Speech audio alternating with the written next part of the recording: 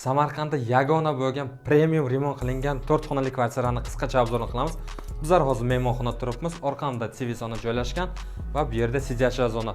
Mebel Turkiyadan olib kelingan, konditsioner, parda, gilam qo'yilgan. Do'stlar, kvartiramizning kadastri bor. Bir kun ikki ichida oformlik qilib olishingiz mumkin va mana bu yerda hol joylashgan, oyna qilingan, stol tepadagi toshi Onyx dan ekan. Akamiz aytdilar, mana bu yerda bizlarda bolalar yotoqxonasi bo'lyapti. Bu yerda krevat, ikkita tumbochka, shifoner. Kvartiramizning eng ma'qul joyi mana bu yer bo'lyapti. Bu yerda sport zal joylashgan do'stlar va mana bu yerda bizlarda podyezddan kirib kelishimiz eshigi smart eshiklar qo'yilgan, prixojya mebel qilingan, domofon o'rnatilgan.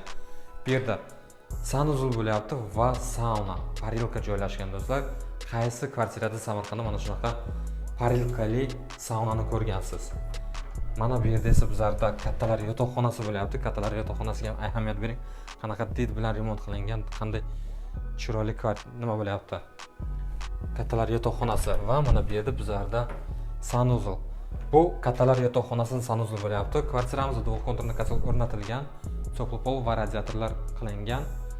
Bu yer esa bizlarda oshxona bo'lyapti. Oshxonamiz ham anchagina keng, top posudamaykagacha o'rnatilgan do'stlar. Agar kvartiramiz ma'qul bo'lgan bo'lsa, agar qo'shimcha ma'lumot narxi bilan past opsiyada bo'ladi. Videoni tanishlarga yuborib, kommentariy yozib, like qo'yish esdan chiqmasin. Ko'rishguncha.